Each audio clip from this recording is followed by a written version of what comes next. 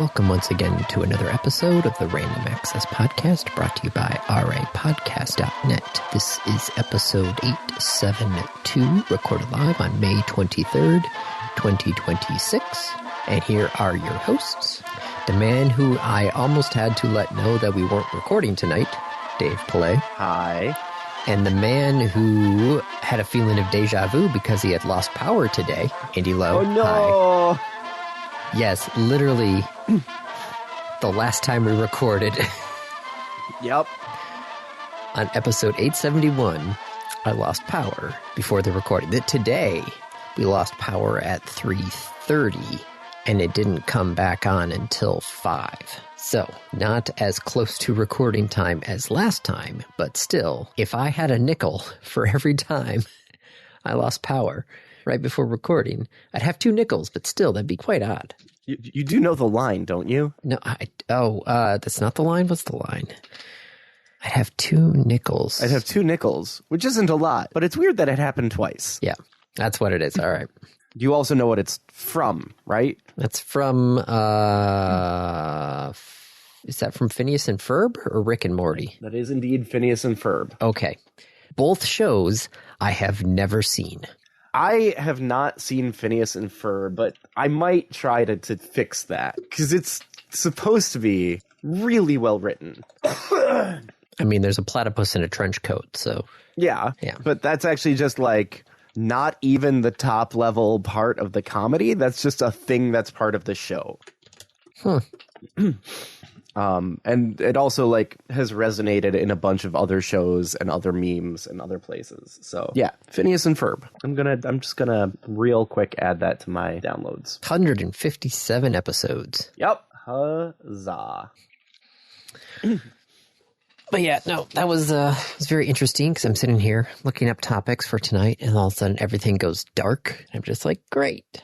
The kids were good though. The kids, having been through this before. You just went through this. They just, they turned off their screens and they found other things to do. Yep. Now that was 2 weeks ago that you lost power, plus tonight. Yes. Which there was a week where we didn't record. Yes. We are also not recording next week. Yep. It's my wedding anniversary.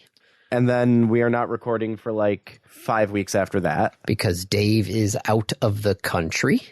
Or in not Manistee, but the west coast of Michigan. Yes. So cool. So last week we had a chance to record, and we didn't because we didn't have a chance to record because Dave had the flu. You may have noticed a cough that has already shown up multiple times on the show. Not to mention the lowered, sultry voice of Dave Pillay this week. Because that's a thing. Flu sucks. Flu really, really sucks. I would not argue with that. Isaac has quite a runny nose, so... Yep. Yeah. Also last week, I released my project. Yay! It went great. Huzzah! Huzzah! So that's nice. Yep. I whipped up on Friday. No joke, on Friday, Thursday night into Friday, I whipped up a 20-minute presentation on voting to talk to Isaac's class. Okay. 3rd grade is the grade where they go up to Lansing. And so I was like, because we were talking about different things of the government and that sort of stuff. And I asked Isaac if, voting had been part of that discussion. And he's like, not really. And I'm like, oh, So, I sent Isaac's teacher a question and be like, hey, is this part of the thing? Because I've done multiple elections now. Mm-hmm. Like, is this a thing? They're like, not really. Do you want to come in and talk about it? I'm like, sure, we can do it. She's like, how about 20 minutes on Friday? And I'm just like, okay. Got it. So Isaac is 7 now? 8. 8 now. So we're looking at 3rd grade, 2nd grade, 3rd grade. 3rd grade. 3rd grade. So what did you tell 3rd graders about elections? Well, before I get to that, never actually get to experience them. Before I get to that, so I quickly just created a basic deck in Google Slides. Yeah. And I was like, I just did black and white. I'm like, I don't know what I'm supposed to do. So I opened up Gemini and I'm like, hey, I have this presentation. Can you, without changing any information, make it look better? Nice. Yeah. and it thought about it and it thought about it and it started generating slides and it created a presentation about voting in Portugal. Not where I thought that was going to go. No, it created a 24 slide presentation about voting in Portugal. And I specifically in my prompt said, do not change any information. And yet I'm staring at a presentation about voting in Portugal. Like, this is not what I wanted. No. Did you have anything specific about voting in the US in there in the first place? I had voting in Portage. Well, that explains it. Yes, so they took Portage and it said, "Oh, you made a typo. You mean Portugal. You must mean Portugal." Yes. So yeah, that was fun. I'm just like, no, that's not what.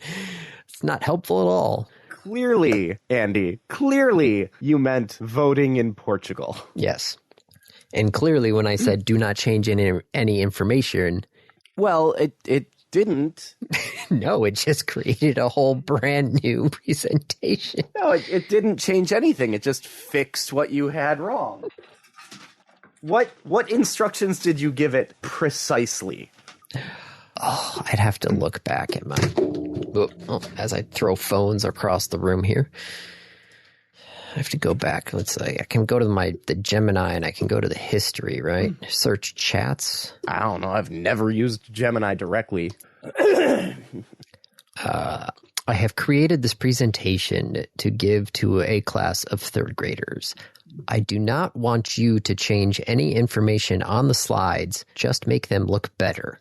And then blah, blah, blah, generating slides. Your new and improved presentation on voting in Portugal is ready. Okay. I've transformed the fragmented slides into a cohesive professional deck that balances academic authority with the fun interactive elements you originally had.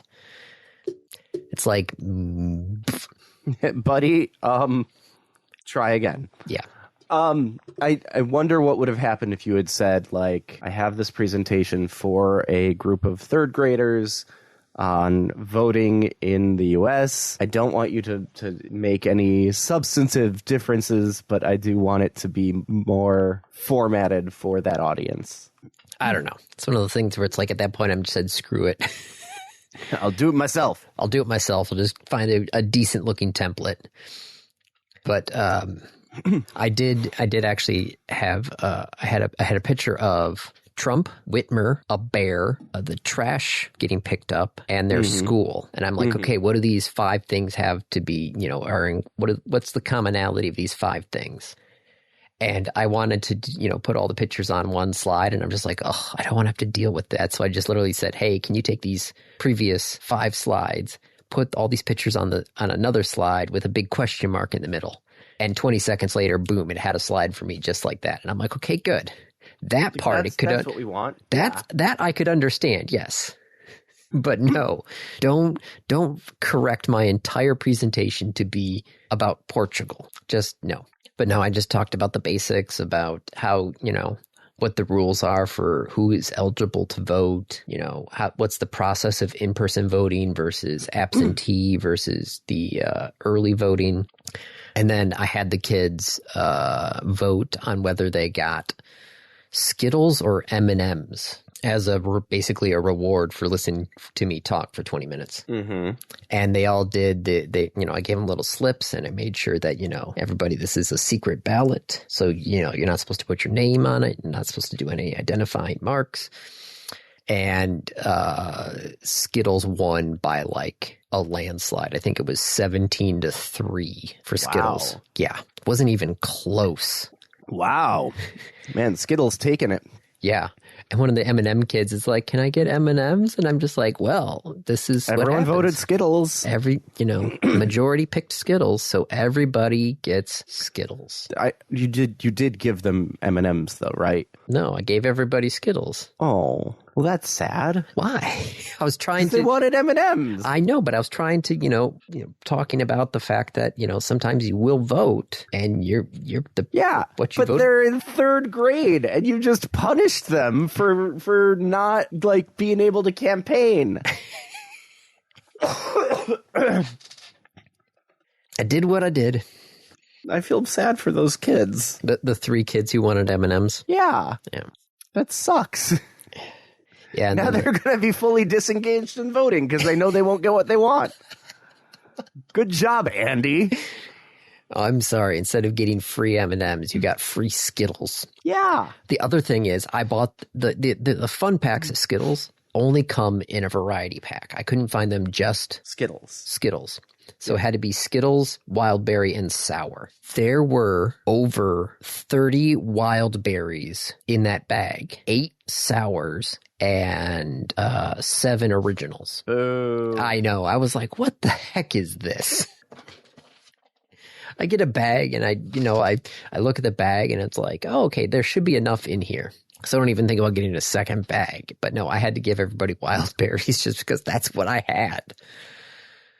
Oh, it's the worst kind of Skittles. Speaking of which, while I was shopping at Meijer, there was an actual Pokemon ETB on the shelf. That surprised me. ETB is the Elite Trainer Box. It's got it's got about 10 packs, and it's got the sleeves and the coin, and it's kind of like the big box for a set, which that was I was kind of surprised about. And I was talking to the Meijer, because one of the Meijer workers there, she's like, "Well, if you come by tomorrow," and I'm like, "Oh, really?" She's like, "Yeah, we'll be here at 6:30," and I'm like, "Yeah, no, I'm not going to be here at 6:30 on a Friday morning. I will take this one lucky box." And Isaac will be ecstatic for getting an ETB for a present at some point. But they also had the American Dew Pack available. I don't know what that is. 6 cans of Code Red. 6 cans of Voltage. I got you. Yep, I got you now. And do you know what the last 6 cans are? Code Red. Voltage is the white one? No, Voltage is blue. Voltage is blue. So the white is the mystery one. What is the white flavor? Like the mystery candy flavor, isn't it? No. Well, no? That one is white. They brought back white out. See?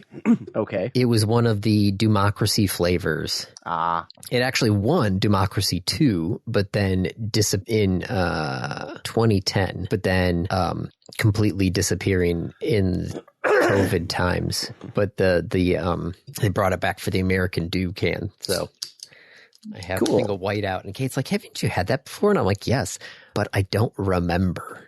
I don't know how it is. Like, I don't know how it is, but it's, it's got Code Red and Voltage in there, so might as well see. So we got white out. Smooth citrus. Yeah, it's a very light citrus. Maybe a little lemony? I don't know. Very light. Yeah, nice. Oh, so yes, that's what's been going on. And then, yes, no recording next week because it's the wedding anniversary. And then I'm in Chicago, and then I'm in Denmark. And then I'm in Chicago.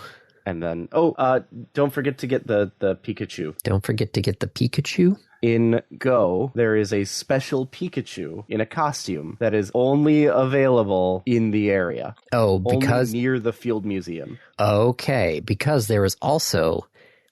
they didn't announce this pre-exhibit opening up, but after the exhibit opened, they then announced that there actually is a promo card attached to going to the exhibit. Which the last time I did this, they had the Van Gogh Museum doing Pikachu wearing the Van Gogh hat. Yeah, and I guess it was just pure chaos. That's awesome. Well, it's not awesome because I feel like they almost destroyed the Van Gogh Museum. Oh, because tons of people were there? Yes, trying to get that. It was a full art Pikachu promo card, which I wonder what the Van Gogh Pikachu is currently going for. Van Gogh Pikachu. Pikachu with gray felt hat number 85 promo.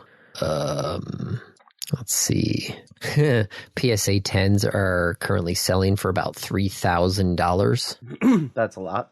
Ungraded, $950. Grade 7's about $600. So yeah, that Pikachu tax, crazy. But this is in Go, so it's not nearly as bad. No, but I'm saying there's a physical card. Yes. Yeah. But I don't know. We'll see. Everybody says you can get through the whole exhibit in about a half hour. So that's pretty good. Yeah. So I guess we'll just make a whole day of it at the museum. See the rest of the museum too. I mean, there. And then go during our time entrance. See what they have in the gift shop. I have a feeling we'll be coming home with another stuffy. Just make sure you log in. Yep. No, I will make sure to. I'll make sure to do that on all your accounts. I will make sure to let everybody know to log in. So yeah, I've been told I need to go to the Field Museum while I'm down there for GoFest so that I can get one of the Pikachus. Mm-hmm. So I'll have to figure out how to do that. Field Museum is there's a bus. I forgot what the bus is, but there's a bus that basically takes you because it's out on that museum jetty. Museum row. Yeah. Yeah. So, did you watch any of Starship yesterday or no? Or was it yesterday or 2 days ago? Did not. I think it was 2 days ago. Because it was supposed to be a day, and then they had to scrub because... Oh, yeah, it was because it was supposed to be on Thursday, scrubbed, so it was on Friday. Yes. The Thursday scrub was because one of the hydraulic pins that, keeps it stuck to the launch pad wouldn't retract. So it was literally stuck there. But they fixed it. And on Friday, they launched it. There was some good, there was some bad. They got it launched on Friday, no problem. All the engines were fine. One of the booster engines went out on the way up, but that's fine because it's able to keep going with an engine out. I mean, it's nice to know that, but I presume they would have preferred if it had just worked. Yeah. Well, the boost back, supposedly they were going to do the 3 outside engines and 1 of the center engines on the second stage, and that way it's supposed to give it a kick in one direction. Mm-hmm. That seems to have not worked though, because Scott Manley did his video on the flight. And he did a perfect side-by-side comparison between Flight 11 and 12 because they're the same. It was supposed to be the same flight path. And this was the new booster. This was the V3 booster, mm-hmm. which has 3 grid fins on it rather than 4. And on Flight 12, the camera looked like the booster went straight up when it disconnected. On this one, it went sideways, and it looked like one of the grid fins basically got hit by all the exhaust and just spun the booster way too fast. Oh, no. Yeah, so it was not a successful boost back return. Okay. And then a few minutes later, one of the vacuum Raptor engines, because these were all the brand new Raptor 3 engines, one of the vacuum Raptor 3 engines stopped working. Just flat out? Yeah. No explosions or anything, but it just cut. So the second stage was also down an engine, but luckily they built that in that it can also run engine down and still be okay. This is I'm glad they're getting good information. Yes. Looks like we have a little more work to do. Yes. But they did their test of launching the dummy Starlink satellites. 2 of them actually had cameras on them. So then they actually had video of the outside of the ship. I just watched it fall onto the ocean and explode. Yes. So the return went fine. So yeah, there was an issue with the boost back and an issue with one of the engines going out, which means they weren't able to do the relight test. So they really need to do that? Well, they want to make sure that the relight test will work because they don't want to put it into orbit without having the ability to get it out of orbit. Right. That's why I'm saying, they really need to do that. Yeah. That seems like a pretty important one. So when's the next launch? We don't know. Okay. It's only been a day, so no idea on that one. I don't even know how much of whatever Flight 13 hardware is built. How many, let's see, current V3 Starship boosters. See if this gives me something. Nope. Does not say. So yeah, so I paid attention to that for a bit on Friday. Very cool. What else? Let's see. Anything on the list? I don't have the list up right now. For some reason, I have directions to the Field Museum up, which I don't need. I can't imagine why you would have those up, Andy. Something else that's not on the list. Oh. Because Dave never puts things on the list. You do sometimes. There is a new indie, I hesitate to call it a YouTube series because it's a new indie animation series called Gameoverse, and they released their pilot. It's on YouTube. No, I did not mean Gameverse. It's probably going to be a review of mine in the future. Nope, Gameoverse. Oh, Gameoverse. Yep. Which is to say, Game Over SE. Ah. It's Aaron Hansen from Game Grumps, and I'm trying to remember the other guy's name. It's like Rubber Ron or something like that. Rubber Ross O'Donovan, and Aaron Hansen. And it's been viewed 9 million times, and it came out like a week ago. Sorry, it's been viewed 17 million times. Oh, okay. And it came out a week ago. So that was in the news. That's been a lot of the news feeds that I tend to read have mentioned that. Ooh, excuse me.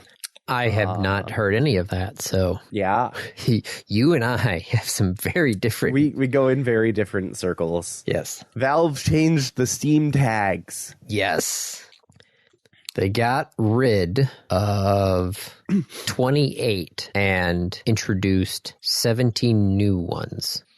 So 17 new tags. They got rid of NSFW. They got rid of mature because like those are very generic. Yes. They got rid of 3D Vision, Ambient, America, Blood, crowd-funded, cult classic, documentary, drama, Dungeons & Dragons, electronic, experience, feature film, foreign, game maker, Games Workshop, Illuminati, Kickstarter, Lego, Masterpiece. Wait. Yes. Hang on. They got rid of the Illuminati tag? Yes. What would that even tag? I would like to know what that was. I don't know. We can't find out because they're gone. Yes. The Illuminati tag on Steam, according to SteamDB. Oh, now it's an unknown tag. It's gone. Yeah, it's not there anymore. Come on, Google. Where's your way back there? Ooh, Bullet Heaven, the opposite of a bullet hell. Yeah, so Bullet Heaven is a new one. Desktop Companion, Organizing, Cleaning, Decorating, can you pronounce these next two? Yeah, hang on. Let me jump down to them.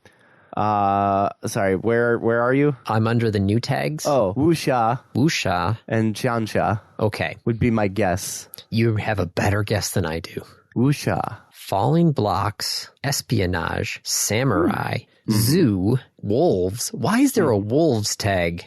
Because there's a lot of games about wolves, Andy. That's what it seems. Including Wolf Quest, Lost Ember, Skolorn, and those are kind of the main ones. Beastkin Training? What? I don't know. So there's the wolves. Restless Sheep and the Lone Wolf. So there's Zoo, there's wolves, capybaras, and animals. Capybaras. I love that there are enough games on Steam for there to be a capybara, thing. Tag. That's fantastic. What the heck is the Desktop Companion? Desktop Companion is games that only use part of the screen. Keeps you company while you do other things. Yes. Interesting. One of them has a capybara in them. But does not have the capybara tag. What is this bullshit? I feel like this needs to have the capybara tag. There's a capybara on the cover, but there's no capybara tag. There's a cult tag, a poker tag, and a language learning tag. Let's see. They renamed Clicker to Incremental, Conversation to Dialogue Heavy. They made a bunch of tags plural, so it's now dogs, foxes, vampires, elves, dwarves, and assassins. Please note it's elves, not elves. Yep. I was going to say. It's elves with a V. Yep. Oh, I love this. Pool was humorously applied to games with a swimming pool. That is not correct. So they've renamed it to billiards. Which is the overarching term for all games played with cue sticks anyway. Oh, good news. I almost said good news, Isaac, because I say that a lot.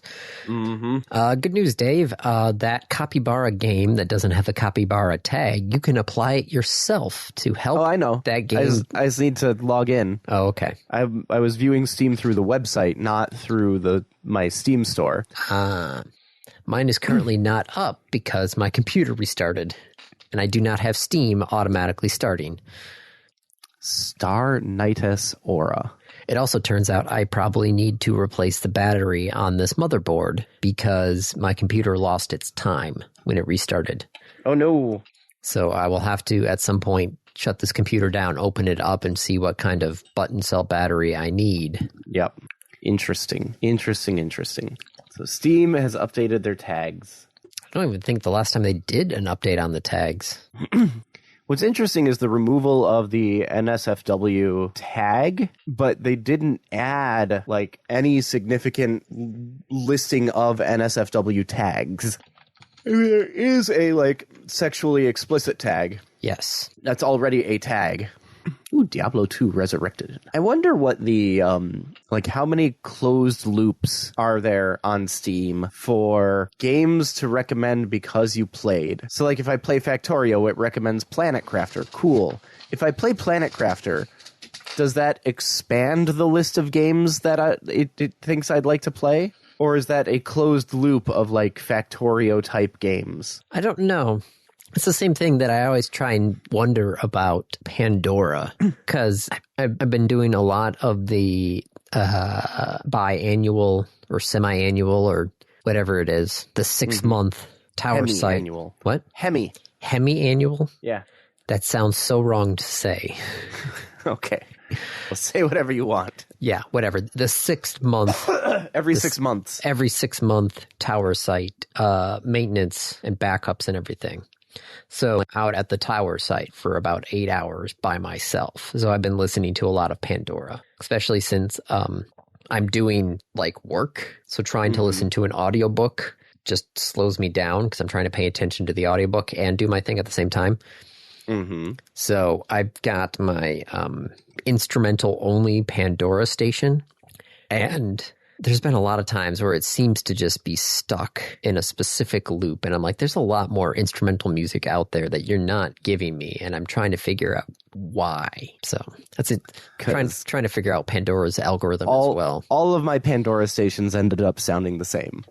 I don't know if that says anything about me. I think it does. What's really weird is when they try and give you songs that from my instrumental Pandora station on my catchy song Pandora station, which is all the songs that get stuck inside your head. Why would you do that? Because sometimes I like songs that, you know, that are fun. Yeah. Like catchy songs and everything is awesome. And just those earwigs that are just in my head that I like listening to. Yes, Sorry, there were some K-pop songs. Yeah. In that list as well. Every once in a while, they'll try and throw another song in there. I'm like, no. That's the other playlist. You get that out of here. It's a good song, and I would give it a thumbs up on my other playlist, but not this playlist. Okay. I'm just looking at the list, seeing if I can go anywhere with this, but not really. From Pandora? Yeah. And SpaceX, and there is a second SpaceX on here. Oh, yeah, because they had to do their S1 filing because they want to have an IPO. What is the S1 filing? It is what they send to the SEC before they're allowed to file for an IPO. Okay. Or as part of the filing for the IPO is filing this S1. Which is basically just their... Oh, it's Form S1. Yes. Got it. Yeah. Registration statement under the Securities Act of 1933. Space Exploration Technologies Corporation. Oh my gosh, this actual form is ridiculous. I didn't look at the actual form, but they have it like... First couple of pages is just, you know, actual forms. But now they've got like pictures of the rockets. Well, because it's SpaceX. Yes. So why not? I mean, Andy, let's be real. This was written by Grok. Probably. Right? Like, this was written by Grok. It has a picture of Mars with, like, man-made lights on it and what appears to be a moon around Mars. Like, are you looking at this? Yeah. It's the one, hang on, 1, 2, 3, 4, 5, 6, this is page 7, our mission. Dude, that moon don't exist. That moon do not exist. I don't know what that is, but it's not a moon. Also, a lot of these are just pages of, it's like just pictures of rockets. Yep. Why? Why is it just pictures of rockets? I don't know. But the company reported revenues in 2025 of $18.67 billion, which is up from $14 billion in 2024. Uh-huh. But they turned a profit in 2024. In 2025, the company lost $4.94 billion due to spending on AI development. Yeah, well, because they also purchased XAI. Yes. Like, part of this is XAI. Well, that's what they're talking about, their total addressable market. They're saying in the future, only they say that it's going to be 28.5 trillion across its present and future offerings. Yeah. Only about 2 trillion is directly related to space or Starlink.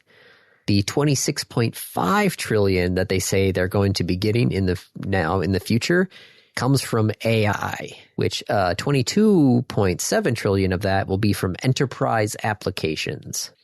They think they're going to get $22.7 trillion from enterprise AI applications. They're late to the game. Anthropic is kind of thrashing them right now. Yeah. But it's not impossible. Okay, after SpaceX becomes a public company, Musk will retain 85.1% of the combined voting power of SpaceX. That's a lot. I'm still reading through a lot of this. There is a lot of information in here. Yep. Which, SpaceX has been private this whole time, so you trying to find out these actual numbers has been, it's all been guesstimates, but now they are required to. Yeah, well, but also, like, what they are not required to is give you the breakdown of how SpaceX is doing versus how XAI is doing. Yeah. Risk factors.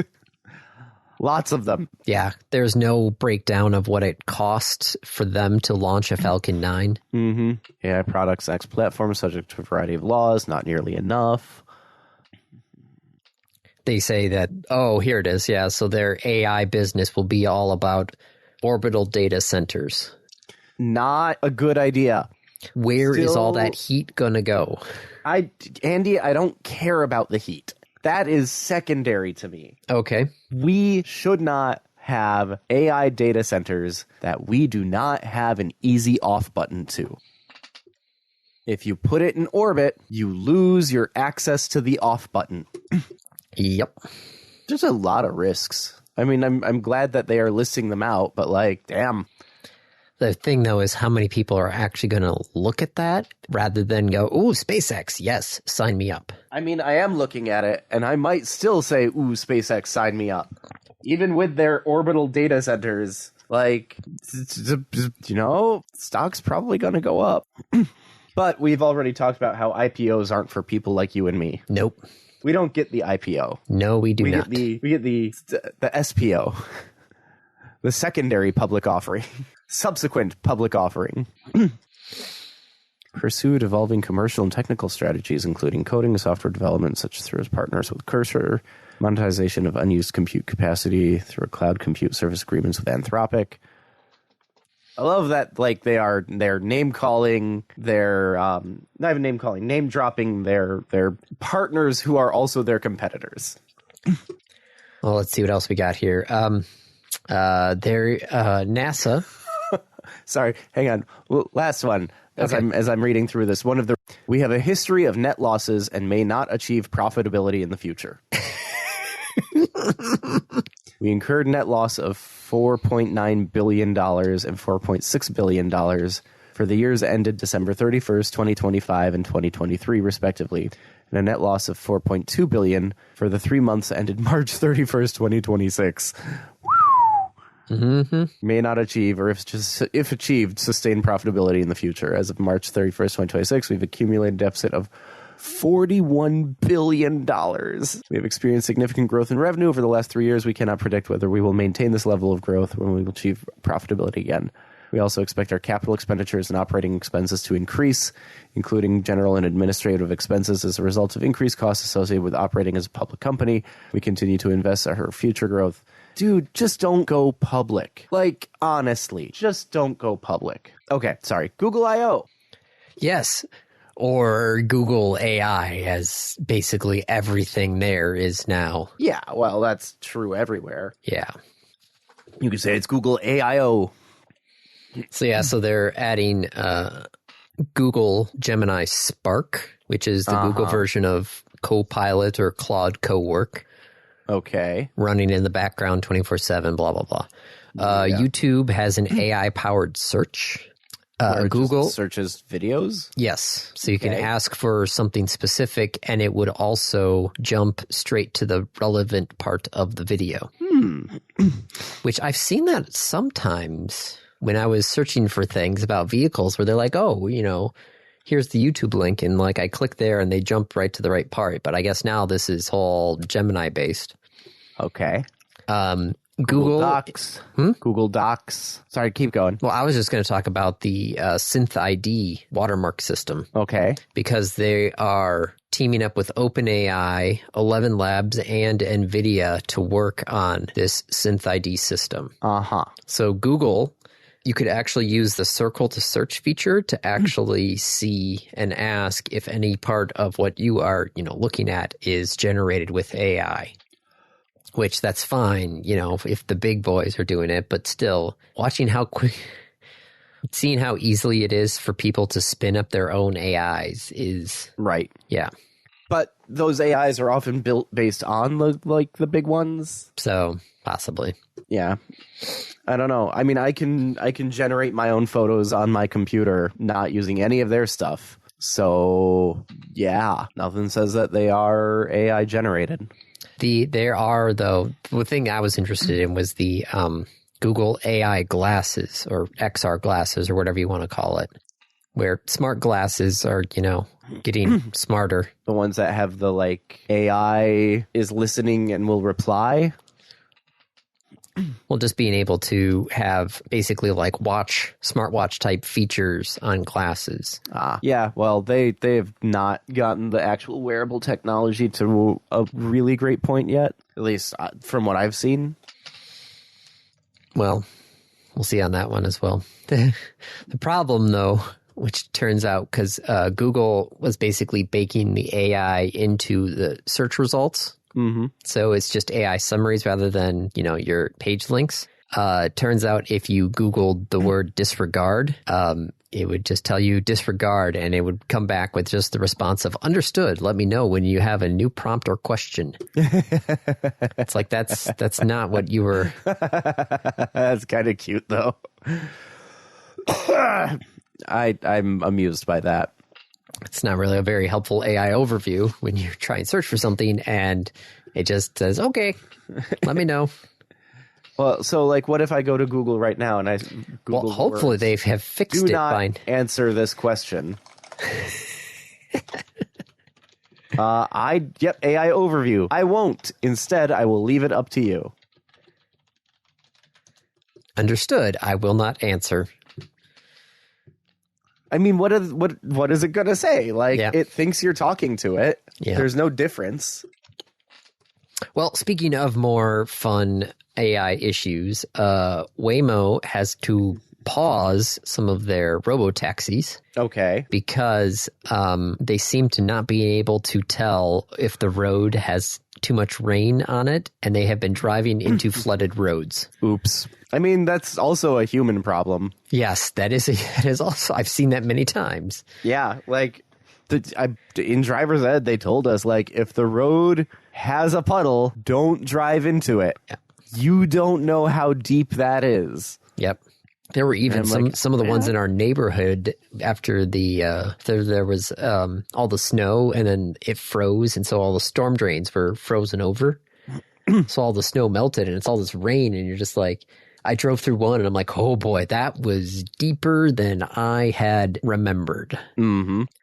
So they don't have a final remedy for avoiding flooded roads, but they have updated its fleet to place restrictions at times and in locations where there is an elevated risk of encountering a flooded road. Flooded road, yes. So there's a great scene in the show Silicon Valley where one of the characters gets into a like fully automated car, and it's a car that is, it's supposed to take him home, and he's like, okay, cool, and he gets in and it's going home, but then it gets an update to its instructions having to do with daylight savings, et cetera, and it's like, all right, new route. We're going to this island that's like 3,000 miles off the coast. Oh.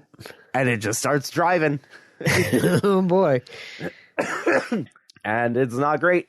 But in any case, all right, so Waymo has at the very least said, excuse me, that they'll, like, I guess the reason that came to mind was the, like, if I'm in a Waymo car and they trigger the, like, hey, it's raining, then what does the car do? Does it just, like, pull off to the side and be like, sorry, I can't go anywhere? I'm sorry, your house is in a flood zone. We cannot go there. Like, we're not going there. I'm just going to let you off here. You're like, but this is nowhere. An unoccupied Waymo vehicle encountered a flooded road and stopped. Good. That's what it's supposed to do. Yes. Okay. What else, Andy?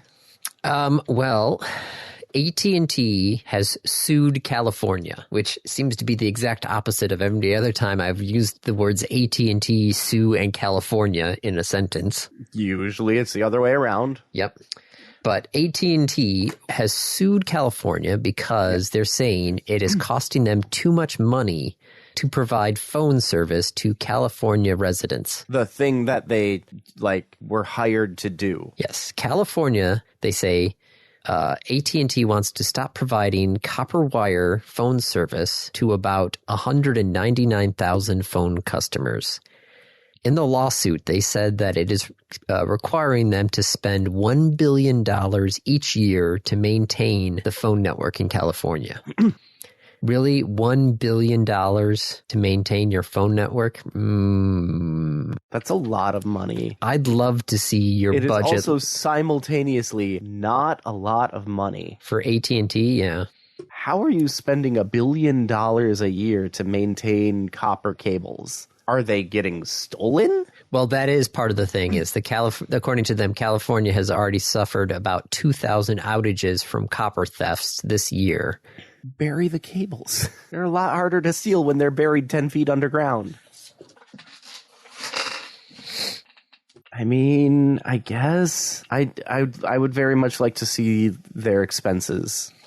Well, the thing though is, so AT&T says that the California Public Utilities Commission rejected their request to eliminate the carrier of last resort obligation that requires them to keep the copper lines in its service territory, which the utility says in its 2024 decision that the commission does not have rules preventing AT&T from retiring copper facilities.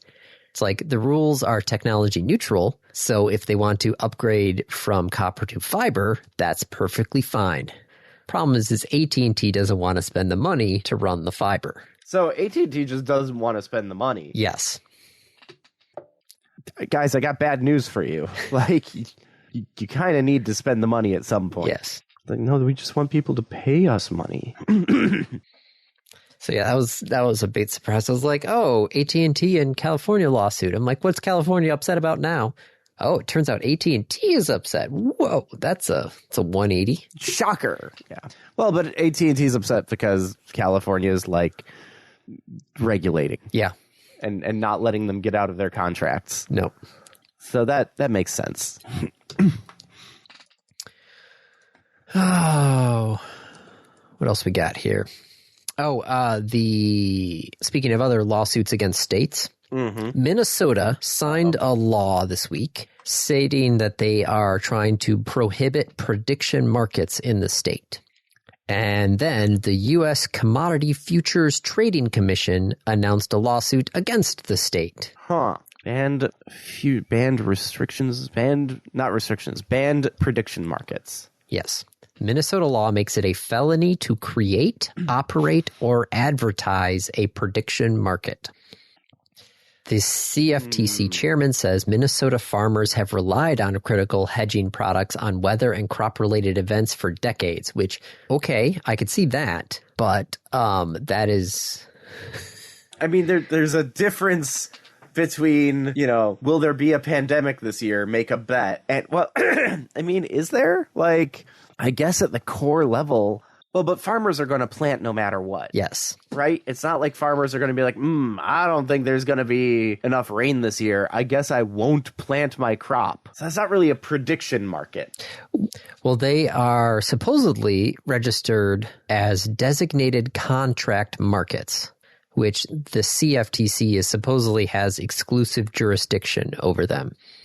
And I guess they already won against New Jersey, who was trying to prohibit betting on college sports. But the U.S. Court of Appeals in the Third Circuit ruled that the sports-related event contracts are swaps traded on a CFTC licensed DCM, so New Jersey is unable to prohibit them. But I'm sorry, look, doing like a trading places, commodities market seems to be very different than, yes, when will the U.S. invade Venezuela? Right. Which, goddamn, is just so rife with corruption. Yeah. I mean, these are fully unregulated. How many times have I seen a news story about suddenly, oil futures or something were purchased, a whole bunch of the stuff there. And then, 30 minutes later, Trump announces something about the Straits of Hormuz.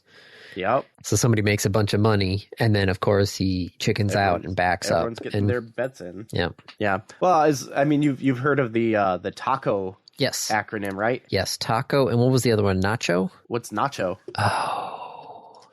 What was Nacho?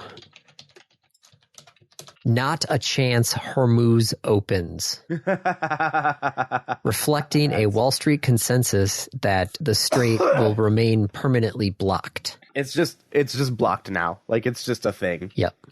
Which, let me tell you, filling up my work truck was $154 the last time I completely filled it up. I'm getting about 10 miles per gallon out of that thing. And I'm doing about 100 miles or so a day. Mm-hmm. Yeah. Gonna be a problem. Well, last time gas was super high. This was before I started working there. But according to one of the guys who's been around for 35 years, some crazy amount of years with doing this, said that at one point the state limited the field agents to having to do multiple tickets. If I woke up Monday morning and there was just one ticket in my bin for work to be done, I was not allowed to go out and do it. I would have to basically daisy chain my tickets together. So I would have to wait for a second ticket to show up before I was actually allowed to leave, which makes sense, but still it's kind of a bit ridiculous where it's I can't do anything. Mm-hmm. Tell your buddy over there to go break something into his car. Once there's two of you, then I can go. Oh, and the other thing is the FCC has opened up public opinions for whether The View qualifies for its news exemption to the equal time rule. Say that again?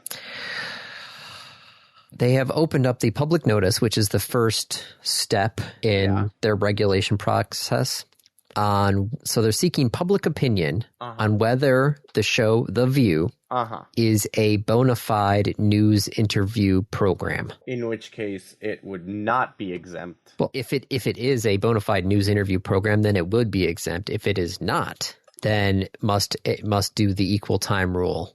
That's interesting. I would have expected bona fide news interviews to have to do the equal time rule, but they want it to. That seems so backwards. Does that not seem backwards to you?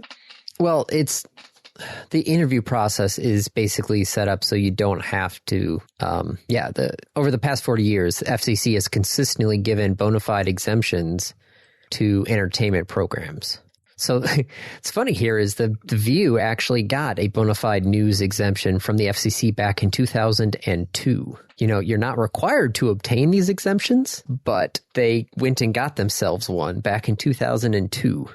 It just seems so weird. Well, it's the FCC trying to do the dirty work again. Yep. Just a bit ridiculous. Just a little. Oh, and the PlayStation Plus got a price increase. Of course it did. Effective May 20th.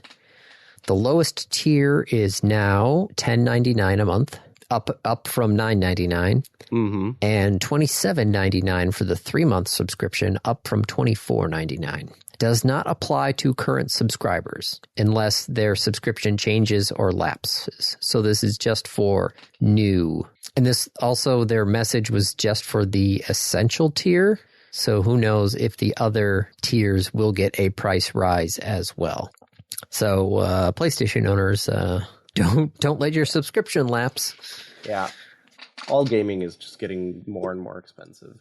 Which is why I have started to look back at my Humble bundles and other Steam libraries going, what game have I not played? What games do I need to finish up? What I should probably do is stop my Humble monthly that I never actually use. Yeah, I just got the Telltale Batman stuff, and I was like, oh yeah, I meant to get that a long time ago. Turns out I have it. Let me grab that. I am almost done with Infinifactory. I think I've got just 2 missions left. Grats. Oh, I was staring at the one earlier today, and I got it almost done, and then I suddenly realized I have no way of welding these 2 pieces together, and I'm just like, oh no. I got to go back and somehow figure out how to do this the other way. And I'm just like, oh, I don't want to. I was going to ask, what does that entail? Tearing back about 2 hours of work, unless I can figure out some way of getting these things welded together. But I don't think I did it with any sort of... Because welding in Infinifactory, you have to have them as a flat plane. I don't think welders can work around a corner. And you need to have these... I have them... You built them in 2 halves. Well, it's technically 3 pieces. There's a 3x3x3 cube, or a 3x3 cube, being redundant there. Basically, I have a Tetris L piece getting set on top of it. Okay. So, but there's not a smooth, flat edge anywhere on that thing. So I got to either do something crazy with my welders, or I don't know what. I'm lost. I haven't played Infinifactory, so I can't be much help on this one. Yeah, no, I'll just take a look at it some more. Okay. I wish you the best of luck. Yeah, I thought I had a good thing going there. I got it set up there, and then I just I'm sitting there and I'm looking at the 2 pieces as they sit next to each other, and I'm like, oh shit. I did something wrong. How am I supposed to do this? I don't know. Well, speaking of games and everything, should we hit the randoms? Sure. Okay. Is my random review. Yes. I played a new game, Andy. Speaking of going back to old games, but okay. I played a new game. I didn't just play the same game that I've been playing. I mean, I did play a lot of Hades too, but I played a new game. It's called Librarian: Tidy Up the Arcane Library. I bought it because I saw my sister-in-law playing it. And I'm like, oh, what's that? And I went and I looked. And I'm like, oh, that's pretty cool. So here's the premise. You are a librarian. Cool. You are in an arcane library. So all the books are about magic or fantasy in some way. There are about 3,000 books in this library. Steam says 3,072. Sure. But yes, and when 3,000. You load the game, they are all everywhere. Oh, geez. Okay. None of them are where they need to be. They are all across all of these shelves. They've been pulled off the shelves. They've been thrown around the floor. There's just books stacked on books stacked on books. And your job is to put the books away on the correct shelf in the correct order. That is the premise of the game. Now, the game is $6. If it were anything more than that, I probably would have said, fuck that. $6. Okay. That's getting a cup of coffee out at Starbucks. That's not bad. Yeah. Sure. I can drop $6 on this. So you pick up the game, you warp in, you start, and you're in the middle of this library, and there's 3,072 books in front of you. And then you start reading through the titles of the books, and they're just all jokes and puns. And so that's kind of cute. And then you say, all right, well, I guess I'll pick up a book. You pick up a book, and you're like, well, where the hell do I put this? And there's a map in the front of the library, because it's a library. So all the books go on shelves. All the shelves are categorized by topic. And so you go and you find the map, and the map says, mathematics is in this section, and you're looking at your book and you're like, is it a math book? I don't know. It's a book. What's the title? And it's like The Geometry of Arcane Circles. Oh, yeah, well, I guess that's a math book. And so you go and put it on the math shelf. And then you just keep doing that. You can carry 10 books at once. So you can go and find a bunch of books that are all math books. And also the math books are really easy to pick out if you know what math books look like, because they made them look like math books. Oh my goodness. Okay. And you start recognizing patterns. All the books of a similar kind are generally the similar colors. So there's illusion books are generally kind of purpley. And so you can go through and try and find, I wouldn't say very easily, but you can try and find all of the illusion books and find them, bring them together and put them on the illusions one. As you play, you unlock upgrades and spells that make it easier to do it in the long run. But yeah, it is pick up the books and put them away. Never mind the mess that is my house. So just don't look at the rest of the house. This was fun. These were cute. I enjoyed it. It was a good time. What I don't like is the headmaster of the whatever where you're at, that you are a part of the library. They gave him, there's no voice acting. It's all reading. It's all stuff that has been written down. But it is written in the style of Donald Trump. Oh, geez. And it is very obvious who they are using as the basis. And that, not a huge fan. Don't want that in my game. Come up with some other thing. I don't know if it's a joke or not, but just don't. Just don't. I love that there is an achievement for arrange all 3,072 books randomly on the shelves and leave the library without completing a single row. It's called You're Fired, which I believe is another Donald Trump reference. But yes. It's just put them away. Don't put them away properly, but put them away. I wonder what the randomness, could you randomly do it and not put something in the right spot? I feel like you would have to actively try and do that. Because the probability of getting just one book in the right place is not impossible. In fact, it's probably pretty likely. You actually would almost certainly have to be careful not to do it. Thankfully, it does give you visual feedback when you put something in the right place, so it would be real easy to just take it back off and move it one spot to the right. Excuse me. But it's fun. For a $6 game, it was a lot of fun. I enjoyed it. I'm probably not going to go back. I'm probably not going to replay it.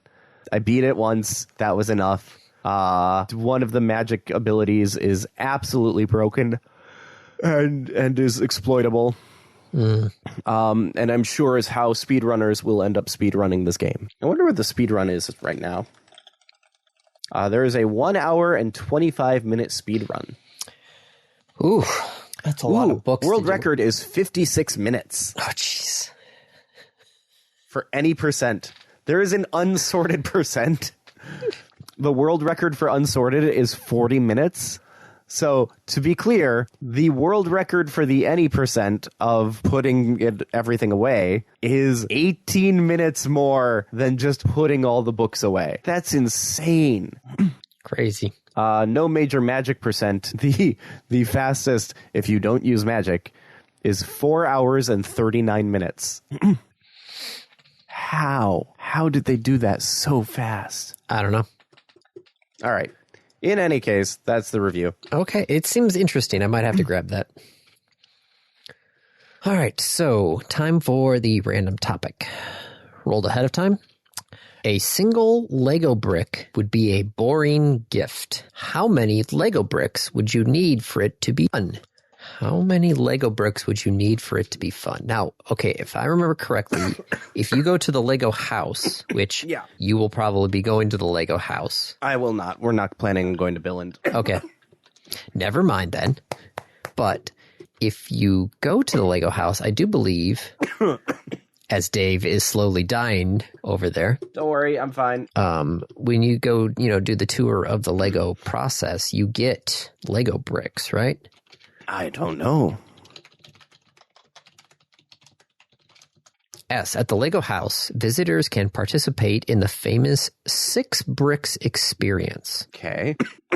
You are given 6 2x4 red bricks, and you get a bag of the 6 red bricks and a personalized code card that has those 6 bricks in some sort of combination put together, because there are 915,103,765 ways to put those bricks together. So supposedly everybody who goes to the house gets a new combination of how to put those 6 bricks together. So that is a fun thing. Yes. I'm going to say you're going to need 6. I think it depends on the person. Because I know some people who enjoy abstract Lego. So like Lego it's like Lego golf. What is the minimum number of bricks you need to represent a thing? Yes, and I have seen that. I do follow a bunch of master builders and former master builders. And sometimes they do things there. Like I saw... he took like 10 objects from the comments, and then he had a dice tower. I think it was a D20 that he rolled through a dice tower, and that was how many pieces he was allowed to use. Mm-hmm. And I think he made like a guitar using, it was it's like 6 pieces or something like that. And when he finished with the 6 pieces, you looked at it and you're like, yeah, that's a guitar. Right. So that's the kind of thing I'd like to know is like how small can you get that? Oh, excuse me. But yeah, no, I'm personally going to say if the Lego house gives you 6, I'm going to say 6. Okay. I think 6 to 10 is probably enough to be a fun little gift.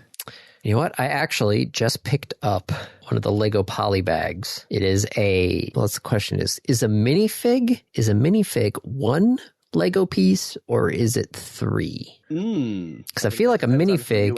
I feel like a minifig's got to be technically. I think it's technically 3 Lego pieces, right? 5. 5. If you want to go to the technical route, well, okay. So if you want to go to the technical route, you have to determine what is a Lego piece and what is a legal Lego piece. Oh my goodness, yes. The illegal building techniques are a thing. Because. Right, illegal building techniques are a thing. Minifigs have legs, torso, 2 arms. Yep, 2 hands. 2 hands, a head, and sometimes a head accessory. Well, I'm just saying even the legs are technically 3 pieces, because you can remove the leg from the hips, I guess you would call them. Ah, okay. So that's 3, 4, 5, 6, 7, 8, 9 just on the minifig. Yeah. That does not include accessories. Nope. That is just your standard yellow face. Yep. Yeah, that could be something. Granted, I just literally watched the master builder from the Arizona Lego Discovery Center build a spaceship using 4 pieces. So, yeah. Mm-hmm. But for me personally, yeah, I'm going to go with 6. That's going to be my answer. I think 10. All right. Now I'm going to go over there and go look at the Batman poly bag that I picked up for $2. See how many pieces are in that thing. Also, I picked up a squishable for Coco for $2. The kids have been saying Coco so much today. Fue Coco? Sure. The Pokemon. Yes, it was a Pokemon squishable. It was on clearance. Yeah. For $2, and I was like, well, shit. Fue Coco. Fue Coco, sure. Yeah. What do you mean, sure? Fue Coco. I just, you tell me these Pokemon facts, and I go, sure. I mean, you could tell me that a, shiny Scorbunny is purple, And I'd be like, sure. And it's actually just red. Yeah. It's like a slightly deeper red. Yeah, it is not. It is such a disappointing shiny. You're like, what do you mean? Like, it's what? It's the same thing? It was like my shiny Charizard. I was like, okay, just, Charmander shiny. Okay, that's not really exciting. Shiny Charmeleon. Okay, also not really exciting. And then all of a sudden you go shiny Charizard and you're like, what the? Yes. Like, that's a shiny. There we go. That's a shiny. It's like, but you didn't see it coming at all. Yep. Now, shiny Skeledirge is purple. What? What do you mean, what? Well, now I'm going to look that up. That turns purple? Is there a way to see the shiny version of it on this? I don't know, because I don't know what this is. I'm looking at Bulba Garden, I guess. Bulbapedia? Sure. On Bulba Garden? Sure, if you say that's what it is. If you go down to sprites, there is a... there it is. Right. Yeah, that is purple. Yep. Huh. Skeledirge is purple. Coco is not... What's its shiny? Yeah, it's like a little pink dinosaur.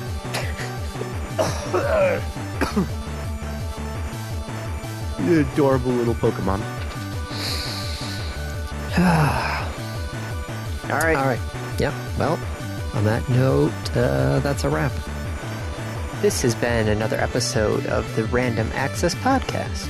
If you have any questions, comments, concerns, corrections, suggestions, remarks, reviews, rebukes, retorts, or just rants, feel free to contact us. You can find us on Twitter at RAPodcast, or send us an email at mail@rapodcast.net. Thank you for listening.